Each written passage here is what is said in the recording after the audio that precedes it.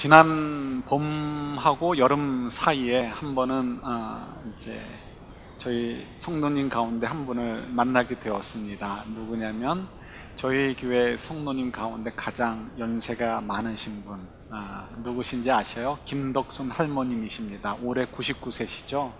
이분이 워낙 건강하십니다. 아직도 약을 드시지 않는다고 하십니다. 신기하죠? 오죽 약을 안 드시냐면 바이타민도 드시지 않는다고 하십니다. 그래도 여전히 건강하십니다. 다만 이제 기력이 쇠하셔서 이제 몇 걸음 많이 걷지 못하시니까 교회는 출석을 못하십니다. 그래서 가끔 뵀는데요. 지난 봄하고 여름 사이였던 것 같습니다. 한번 그때 갔을 때 또 이렇게 뵙고 대화를 나누게 되었습니다. 워낙 건강이 좋으시니까 건강에 대한 이야기도 나누고요. 참 하나님께서 건강에 복을 주신 것 같습니다 라고 이야기를 나눴습니다. 그때 이제 저희 그와 함께 가셨던 우리 다른 성도님에게 우리 김덕순 할머님이 이렇게 얘기하십니다. 워낙 가까우니까 이렇게 이런 얘기를 하시는 거죠. 너 오늘 아침에 TV에서 무슨 할아버지 보았니? 라고 얘기를 합니다. 그랬더니 그분이 보았다라고 얘기합니다. 어떤 할아버지인가 했더니 올해 103세 되신 할아버지신데 그 할아버지가 굉장히 건강하시다고 합니다. 그래서 103세가 되셨는데도 계속 밖에 돌아다니시고 집에도 안 들어오신다고 합니다. 얼마나 건강하셔서 그럴까. 그 다음 문장을 들어보니까 좀 달랐구나 싶었습니다. 얼마나 집에 안 들어오시고 돌아다니시는지 가족들이 그 할아버지 찾아다니기가 힘들니까 바쁘다라는 거죠. 왜 그럴까요? 몸은 건강한데 치매가 걸리셨습니다. 그래서 이 할아버지가 밖을 나가셔서 집에 못 들어오시고요. 그 가족들이 찾아다니느냐 바쁘다라는 거죠. 예, 저희들이 그래서 우리 확실히 말이라는 것은 끝까지 들어봐야 되는구나 하는 것을 생각해 보게 됩니다. 그러나 말만이 아니죠. 우리 인생에 사는 것들 가운데는 많은 것들이 끝까지 가봐야 되는 것들이 있습니다. 그래서 유명한 말 가운데 이런 말이 있죠. 뉴욕 양키스의 어느 선수가 얘기한 말이죠. 끝날 때까지는 끝난 것이 아니다. 그 팀이 굉장히 시즌 초반부터 막 죽을 썼습니다. 그랬더니 기자들이 묻습니다. 야, 너희 팀 이제 올해는 끝난 거 아니냐? 내년을 준비해야지. 이런 식으로 얘기를 했습니다. 그랬더니 그 선수가 얘기하기를 끝날 때까지는 끝난 게 아니냐 이렇게 얘기를 했습니다. 그리고 실제로 그 팀은 시즌 초반만 해도 밑바닥에서 헤맸는데 월드 시리즈까지 올라가게 되었다고 합니다. 예, 그런 야구팀만의 이야기가 아니고 스포츠만의 이야기가 아니죠. 저 인생은 그런 것들인 것 같습니다. 그래서 저희들이 함부로 기뻐할 것도 아니고 함부로 낙담할 것도 없습니다. 왜요? 우리들은 인생의 끝자락에 서보지 못했기 때문에 그렇습니다. 그죠? 우리가 인생의 끝자락에 서봤으면 우리가 이 자리에 있을 수 없겠죠. 그죠? 그래서 우리는 인생의 끝을 보지 않았기 때문에 자녀들이 좀 공부를 좀 등한시해도 너무 속상할 필요 없고 반대로 공부를 너무 잘해도 너무 기뻐할 것도 없고 그죠? 우리가 지금 건강이 좋다고 해서 너무 기뻐할 것도 아니고 건강이 별로 좋지 않다고 해서 너무 낙담할 필요도 없습니다. 왜요? 인생의 끝자락에 가보면 모든 것을 합력하여 선을 이루신 하나님의 손길을 확인할 수 있게 되기 때문에 그렇습니다. 그렇죠? 그래서 우리가 무엇이든지 끝까지 가봐야 된다라는 것을 생각해 볼 수 있습니다. 그것만이 아니죠. 구체적으로 오늘의 삶 속에서도 우리가 이게 끝일까 아닐까라는 그런 이 갈등 속에서 두려움 속에서 보낼 때가 많이 있습니다. 예, 맞습니다. 우리가 어떤 스트레스를 받는데 이제 이것이 끝났을 것일까? 아니면 이게 지금 끝난 건가? 아니면 또 다른 꼬리를 물고 올 것인가? 이런 것 때문에 저희들이 고민을 하고 걱정을 할 때가 많이 있습니다. 언제쯤 되면 우리가 마음을 놓을 수 있을까요? 우리 한번 이스라엘 백성들 한번 얘기를 해볼까요? 이스라엘 백성들, 특별히 출애굽할 당시의 이스라엘 백성들 한번 생각해 보겠습니다. 출애굽할 당시에 이스라엘 백성들의 마음은 어땠을까요? 넉넉했을까요? 아니, 그러지 않았을 것 같습니다. 쫓기는 마음에 늘 두근두근 거렸을 것 같습니다. 10가지 재앙이 내렸지만 그 과정에서도 혹시 이집트 왕이 바로가 우리에게 보복을 하면 어떻게 될까 걱정을 했겠죠.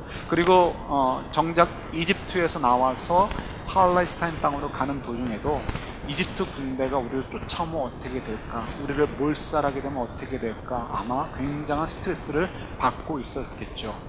그런데 그러면 언제쯤 돼서 이 이스라엘 사람들이 마음을 좀 놓을 수 있었을까요? 그건 아마도 오늘 본문과도 관련이 있는데 홍해 사건을 경험한 다음에 마음을 놓지 않았을까 싶습니다. 이젠 끝났구나. 왜요? 홍해를 건널 때 너무너무 놀라운 기적을 경험도 했지만요, 홍해를 건너는 와중에 자기들을 언제든지 잡아서 죽일 수 있는 능력이 있다라고 생각하는 이집트 군대의 주력 부대, 전차 부대가 전부 몰살을 했기 때문에 그렇습니다. 그리고 이제 홍해가 그들을 뒤에서 이집트와 이제 거리를 두게 만들었죠. 그러니까 그때 가서야 이젠 끝났나 보다, 이제는 우리가 마음을 놓아도 되겠구나 라고 생각을 했을 것 같습니다. 그래서 그런지 그죠?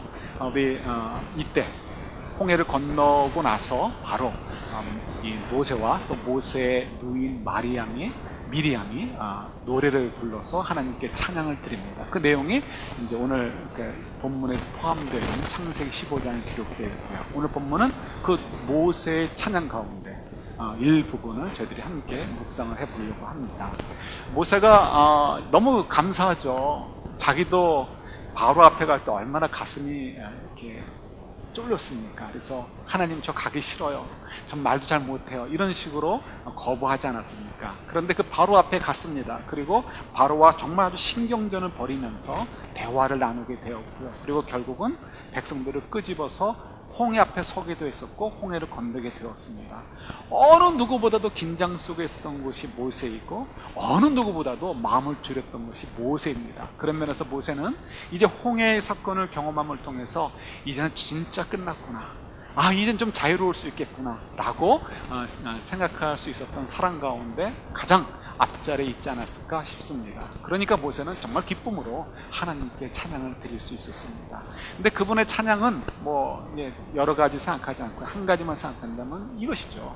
하나님이 우리를 구원해 주셔서 너무 감사하다는 것입니다. 그런데 그 하나님의 구원을 얘기할 때 무엇과 연결해서 얘기하냐면 하나님의 거룩함과 연결을 해서 이야기를 하고 있는 것을 보게 됩니다. 왜 하나님께서 구원해 주신 것과 하나님의 거룩을 연결을 할까요? 그것은 하나님이 그의 백성을 구원하시는 것은 하나님의 거룩함과 연결되어 있기 때문에 그렇다고 우리가 이해할 수 있습니다. 그러면 하나님의 거룩함은 무엇일까요? 모세가 얘기하고 싶은 건, 이 거룩함이라는 것은 여러분들 많이 들어서 아시죠? 이때는 명사형이 사용되었습니다. 그래서 명사형은 코데시라는 단어인데요. 이 단어는 분리, 그런 의미를 갖습니다. 분리, 이게 명사인가요?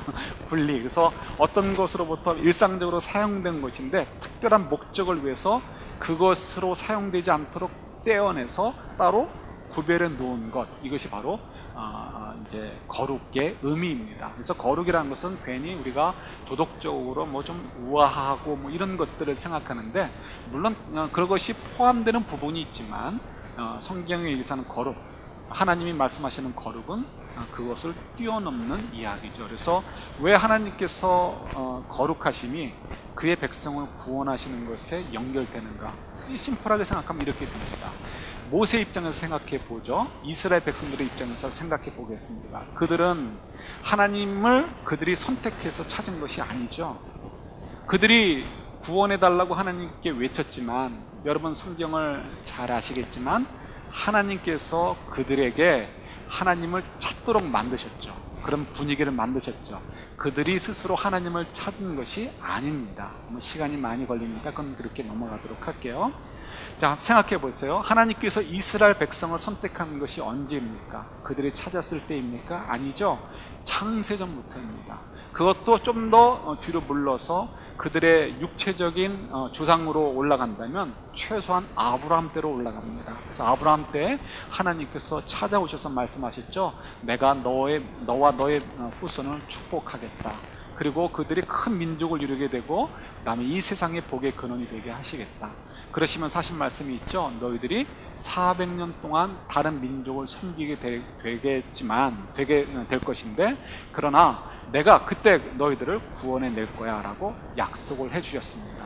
이 모든 것들은 뭐예요? 하나님께서 베푸신 계획 속에 있죠. 그래서 하나님의 자비와도 긍휼하심과도 연결이 되어집니다.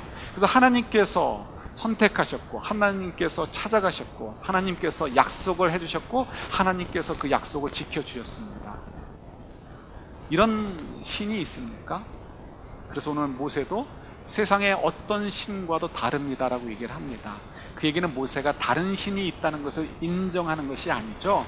사람들이 생각하기를 다른 신들이 있다고 생각하죠. 그러나 그건 다 가짜들이죠. 없는 것들이죠. 사람들이 지어낸 것이고 만들어낸 것에 지나지 않습니다. 그러나 사람들의 인식 속에는 그것이 있기 때문에 모세가 그것을 들어서 비유하는 거죠. 비교하죠. 그래서 이 어떤 신들도 사실은 없는 것이고 그 어떤 신들도 하나님과 비교할 수 없다는 것을 이야기해 줍니다. 그러나 이제 더 포커스 맞추는 것은 하나님께서 우리에게 베풀어 주신 이 구원의 계획과 이 구원의 능력들은 이 세상에 우리가 만들어 놓은 신화나 어떤 이야기들 속에 어디 이런 이야기들이 있냐라고 묻는 것입니다. 그죠?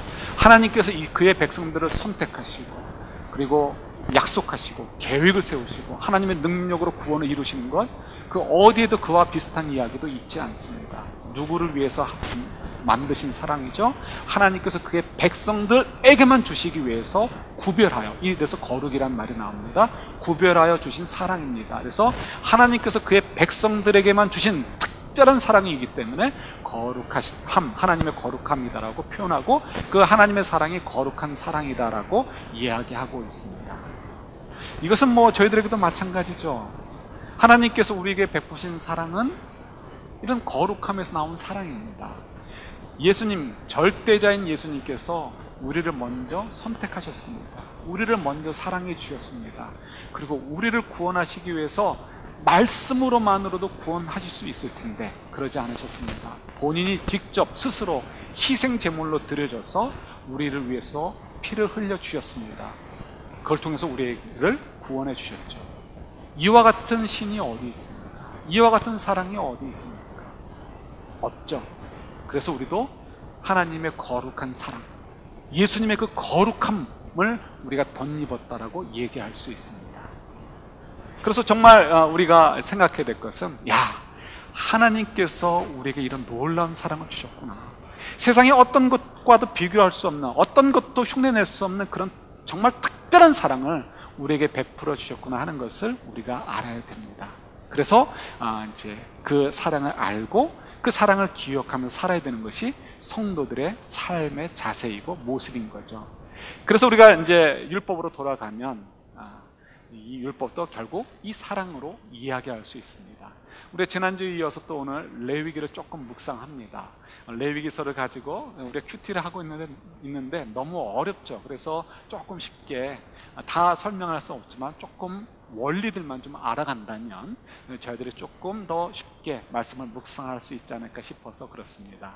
여러분, 율법을 주신 목적이 뭘까요? 율법을 주신 목적은 괜히 우리에게 이런저런 조항들을 줘가지고 우리를 하여금 종교적인 부담감을 주시기 위함일까요?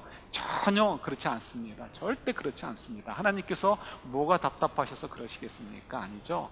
그렇다면 어떻게 하나님께서 우리에게 율법을 주신 목적을 찾을 수 있을까요? 우리 그냥 지난주에 묵상했던 말씀대로 그 말씀 한 구절을 가지고 생각해도 답을 조금 찾을 수 있습니다. 무슨 내용이었죠? 내가 거룩하니 너희도 거룩하라. 내가 거룩하니 너희도 거룩하라. 조금 전에 우리 묵상했던 모세의 찬양과 연결해 본다면 이런 거죠. 내가 너희들을 향해서 특별한 사랑을 베풀고 있지 않니? 내가 너희들을 향해서 특별한 사랑, 이 세상과 구별되는, 내가 다른 사람에게 주는 것들과는 완전히 확연히 다른 특별한 사랑을 내가 너희들에게 베풀고 있지 않니? 너희들도 그런 거룩한 사랑, 특별히 구별된 그 사랑을 나에게도 주고 다른 사람들에게도 베풀어라. 그것이 이 율법을 주신 목적이다라고 생각하셔도 틀림이 없을 것 같습니다. 그래서 이 율법의 전체적인 그 원리는 뭐가 될 수 있는 거죠? 사랑입니다. 사랑. 그래서 예수님께서도 율법을 정리해 주실 때 뭐라고 얘기합니까? 원리를 딱 아시는 거죠. 예수님이 만드신 것과 마찬가지니까. 그 원리가 뭐예요? 하나님을 사랑하는 것과 사람을 사랑하는 것입니다. 이웃사랑 그러면 자꾸 우리가 우리 주변에 있는 사람들만 생각해서 문제가 돼요.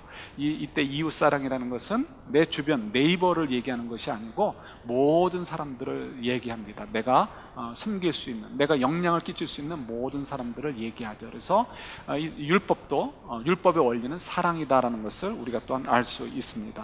그런 속에서, 이런 이해 속에서 우리가 지난주에 묵상했던 말씀 한 가지만 살펴볼까요?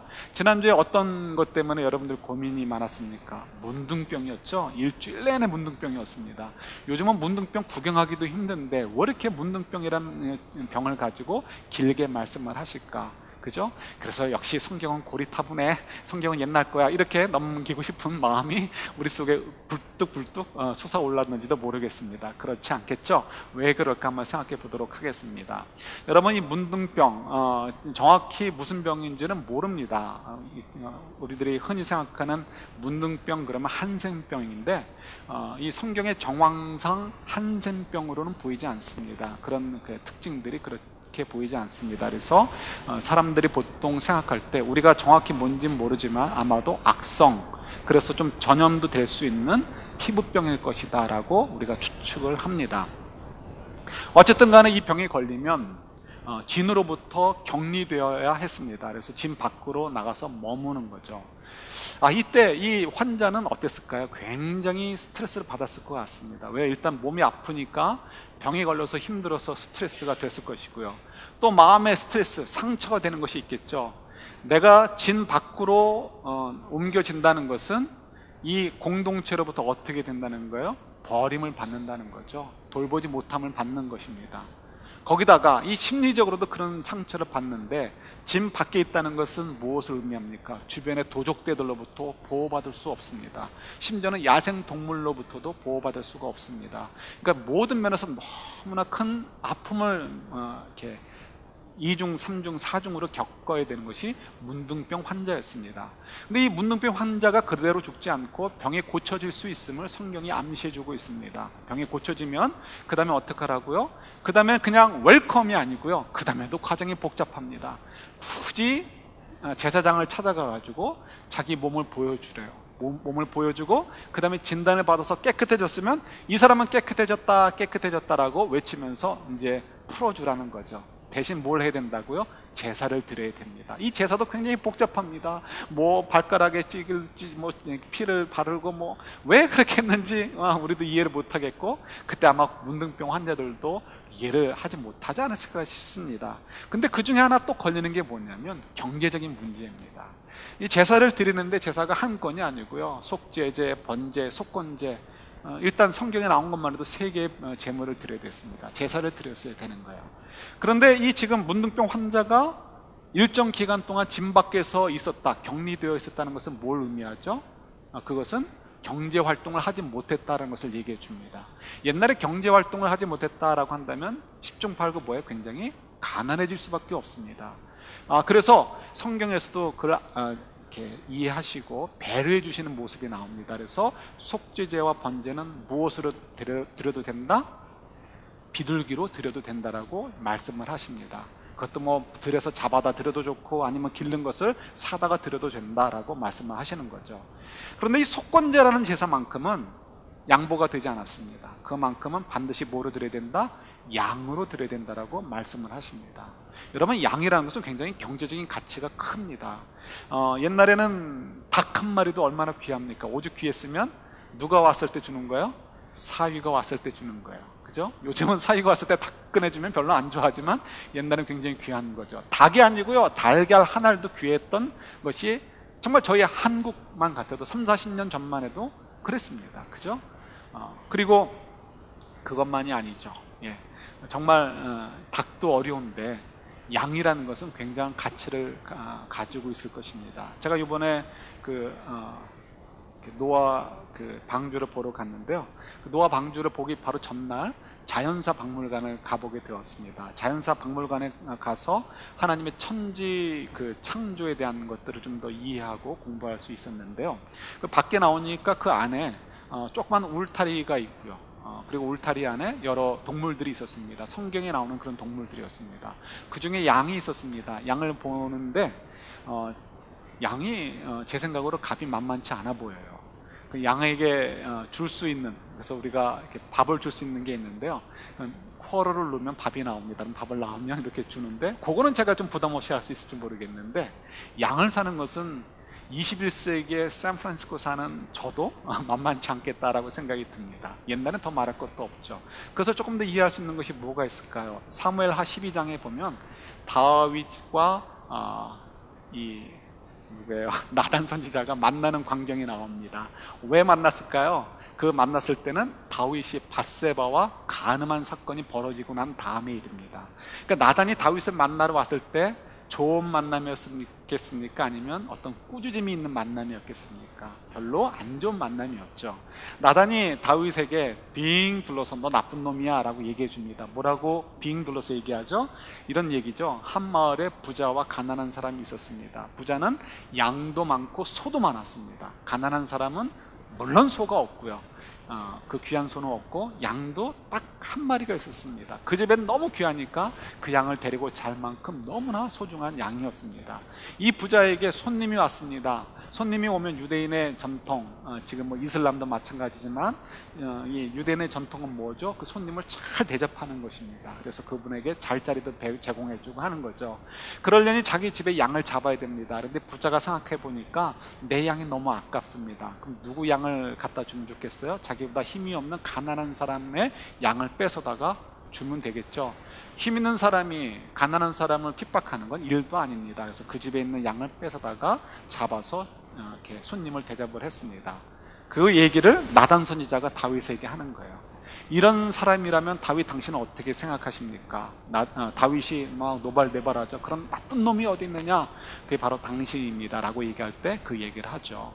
예, 맞습니다. 정말 그때 당시는 여러분 아시는 대로 이스라엘 역사에 있어서 가장 풍요로운 때 중에 하나인 솔로몬 시대를 넘어가는 시대입니다. 그러니까 다윗 때 처음으로 가난에서 벗어나서 이제 살만하다라고 시작되는 시점입니다. 그런 시점에도 불구하고 양 한 마리라는 것은 그만큼 귀했다는 것을 우리가 은연중에 알 수 있습니다. 그 때에도, 그 좋았던 때에도 그렇게 귀한 양인데 이 광야 생활 혹은 또 그 이전, 그 이후에 양이라는 것은 굉장히 소중한 가치를 가지고 있구나 것을 알 수 있습니다. 더더욱이 문둥병 환자였습니다. 그는 경제활동을 하지 못했던 사람입니다. 그런데 왜 그 사람에게 이렇게 귀한 비싼 양을 드리라고 할까요? 아예 하나님께서 그것을 잡수신다면 빚을 져서라도 양을 사다 드리는 건 문제가 되지 않습니다.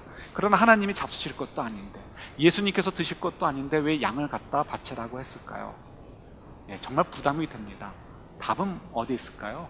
사실은 그 부담에 있습니다.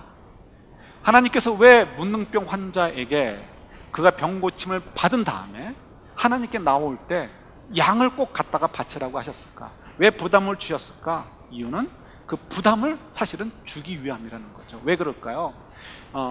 여러분, 우리가 많은 일들을 경험하면서 살고 있습니다. 그런데 그 경험 가운데 우리들이 계속해서 기억하는 것은 많이 있지 않습니다.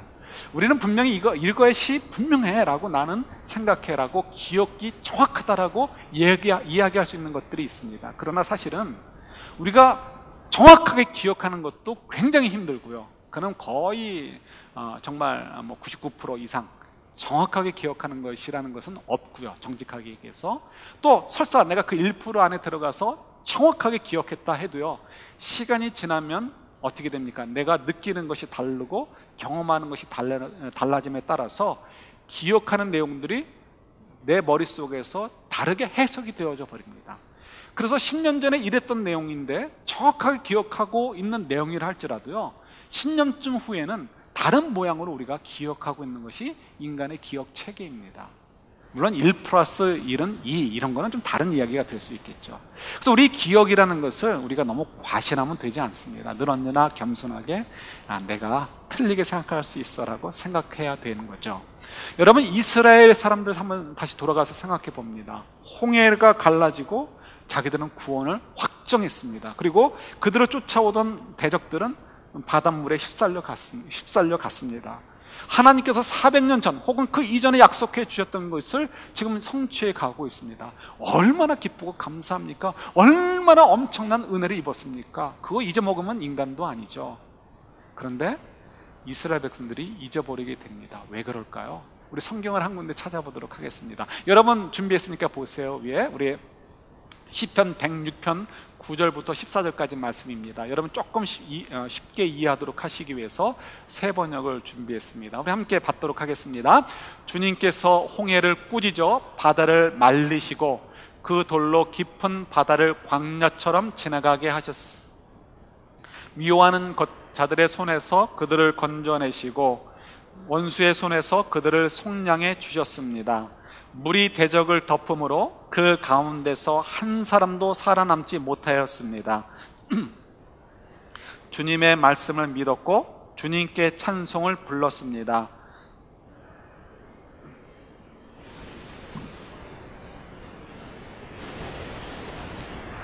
그들은 광야에서 욕심을 크게 내었고 사막에서는 하나님을 시험하기까지 하였습니다. 아멘. 예, 보통 많은 사람들은 좀 기억을 오래 하기도 하는데 기억을 오래 하지 못하는 것들도 많이 있습니다. 우리가 상처를 받은 것, 이건 기억이 좀 오래 갑니다. 왜냐하면 우리가 본능적으로 나를 보호해야 되겠다라는 것이 작동을 해서요, 우리 상처받은 기억들은 오래 간다고 합니다. 누구나 마찬가지고요. 그런데 우리가 은혜를 입은 것, 감사할 만한 기억들은 쉽게 잊어버린다고 합니다. 본능적으로 그것이 내 생존과 관련이 있다라고 생각하지 않기 때문에 그런 거죠. 그래서 저희들이 은혜를 받은 것을 쉽게 잊어버립니다. 이스라엘 백성들도 마찬가지죠. 지금 우리 오늘 본문처럼 홍해가 갈라진 다음에 그런 놀라운 찬양을 드리는 것, 바로 그때의 일입니다. 그것은 모세만의 일이 아니고 이스라엘 백성들도 전부 다 함께 기뻐하고 감사할 만한 내용이었습니다. 그런데 그 기억을 오랜 시간 후에 잊어버린 게 아니었습니다. 그 기억을 다음 세대 가서 잊어버린 것이 아니고요, 거의 곧 바로 잊어버리게 되었습니다. 하나님이 인도하시는 것에 대한 불만을 갖게 되었고요. 왜 우리가 이렇게 이 고생을 하는가? 다시 이집트로 돌아갔으면 좋겠다라고 입에서 튀어나오는데 오랜 시간이 걸리지 않았습니다. 예, 참 이해 못할 것 같아요. 그러나 사실은 저희들도 그렇죠. 이거 해결해 주시면 내가 하나님 정말 딴소리 하지 않겠습니다. 근데 그것이 해결되어졌습니다. 그리고는 까마득하게 잊어먹었습니다. 그리고 또 새로운 것들로, 하나님 참 어떻게 이렇게 저를 인도해 주십니까? 우리가 말로는 하나님의 그 놀라운 사랑, 예수님의 그 십자가의 은혜를 우리는 안다라고 생각을 합니다. 그리고 이야기를 합니다. 그러나 우리가 정말 하나님의 그 놀라운 사랑, 그 거룩한 사랑, 예수 그리스도의 그 십자가의 사랑을 안다면 우리가 요 모양 요 꼴로 살겠습니까? 무엇을 입느냐 무엇을 먹느냐의 문제가 아니고요, 정말 항상 기뻐하고 범사에 감사하고 쉬지 말고 기도하는, 하나님과 교제하는 삶들에 우리 인생을 승부를 걸지 않겠습니까? 그렇게 나오지 않겠습니까? 그렇지 않고 저희들이 자꾸 뭐가 아쉽고 뭐가 아쉽고 뭐가 불평이고 뭐가 부족하고 뭐가 불만이고, 왜 그럴까요? 우리도 이스라엘 백성들처럼 하나님의 은혜를 잊었기 때문에 그렇습니다. 감사를 잊었어요. 그래서 우리가 이 모양 요 꼴로 삽니다.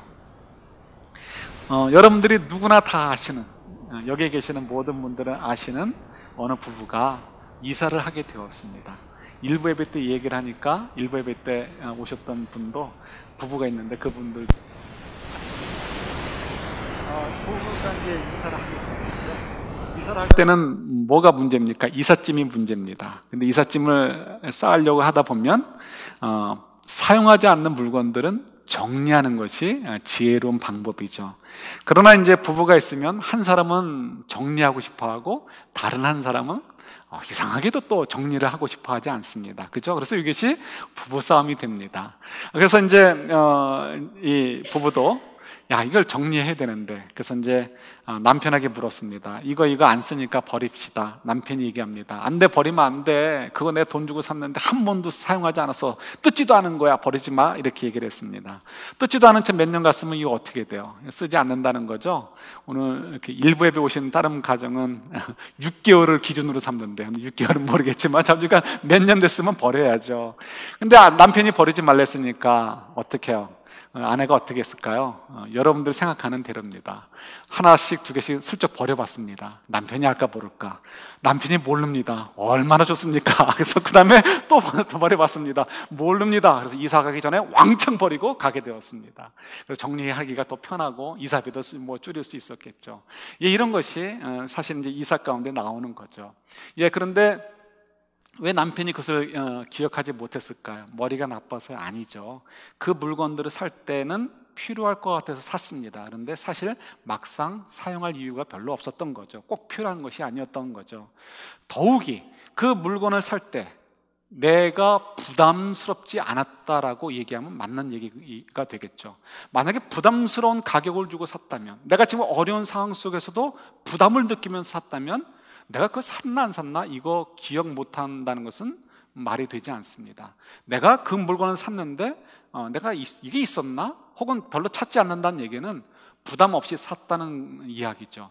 그래서 이 부담이라는 것이 굉장히 중요합니다. 내가 부담을 가지면서도 어떤 물건을 산다는 것은 그 물건이 어떤 가치를 갖고 있다는 것을 알기 때문에 사게 되죠. 그리고 산다면은 잊어버릴 수가 없습니다. 내가 부담을 갖고 샀고 가치가 있게 샀기 때문에, 그래서 나는 그것을 기억하고 그 가치에 맞춰서 사용하려고 애를 쓰게 되어집니다. 그래서 이 부담이라는 것이 참 중요합니다. 여러분, 왜 하나님께서 문둥병 환자에게 이 부담스러운 양 한 마리를 반드시 바치도록 했을까요? 부담이죠, 부담. 네가 고침 받았다고 해서 아유 됐다, 나 그동안 고생 많이 했다, 이렇게 생각할 것이 아니고 뭘 생각하라고요? 하나님의 은혜를 기억하라고 말씀하고 계시는 거죠. 여러분, 이게 잘 이해하셔야 됩니다. 문둥병, 왜 하필이면 문둥병이었을까? 오늘은 시간이 없어서 넘어가고 다음에 기회가 있으면 또 설명을 드리도록 하겠습니다. 중요한 것은 문둥병 환자에게 있어서 부담감을 주신 이유는 그 부담감을 통해서 자기가 받은 은혜가 얼마나 큰지를 기억하라. 그래서 그 기억하고 살라라고 하기 위해서 하나님께서 요구하고 있음을 확인할 수가 있습니다. 저희들도 하나님의 은혜를 너무 많이 받았습니다. 그런데 우리가 찾고 있습니다. 그래서 잊지 말라고 하나님께서 우리에게 부담을 주십니다. 저희들에게 주시는 부담은 뭘까요? 아마 다 다를 것입니다. 그죠?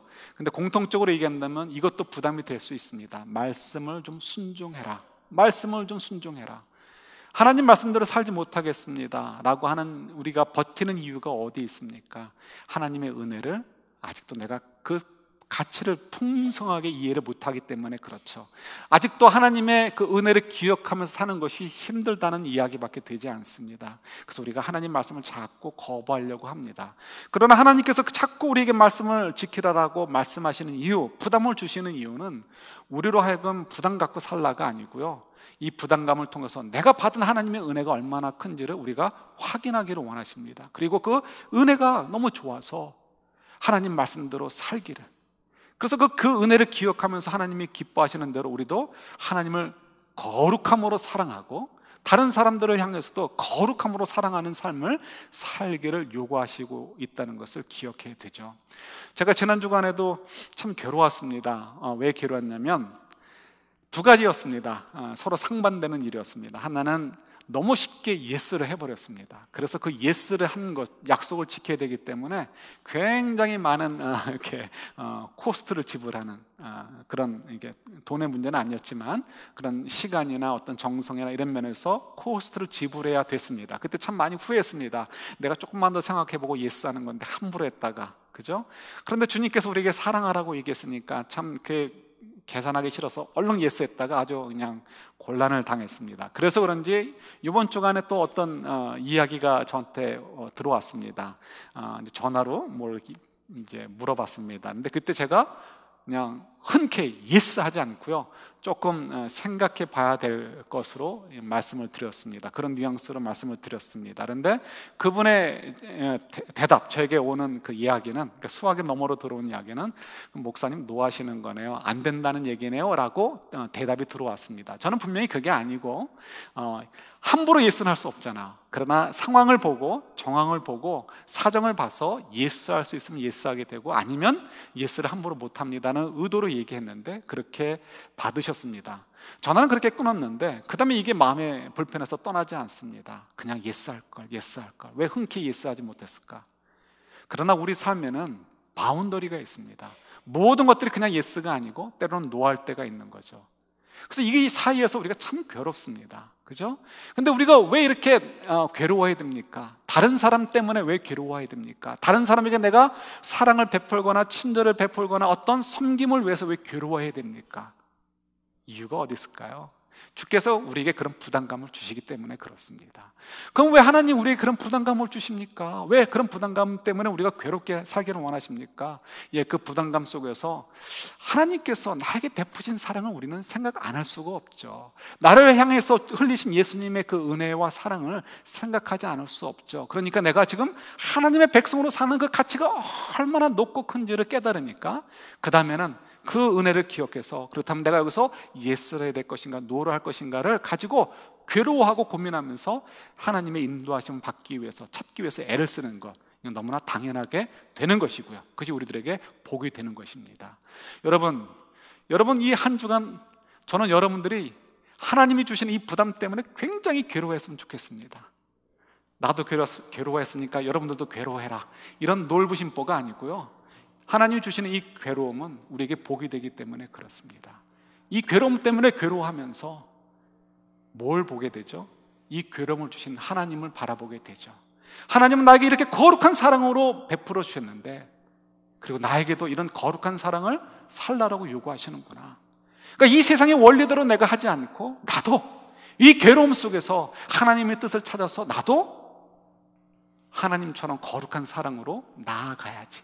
하나님께도 나아가고 세상을 향해서도 나아가야지, 가족들을 향해서도 나아가고 성도들을 향해서도 나아가야지, 직장 터전을 향해서도 그렇게 나아가야지라고 다짐하게 되죠. 이것이 우리에게 복이 되는 것입니다. 이 한 주간 저희들이 이런 고민 속에서 내가 거룩하니 너희도 거룩하라 라는 말씀을 다시 한번 묵상하며 이 부담 속에서 이 기쁨을 누릴 수 있는 저와 여러분들 될 수 있기를 우리 주님의 이름으로 축원합니다. 아멘.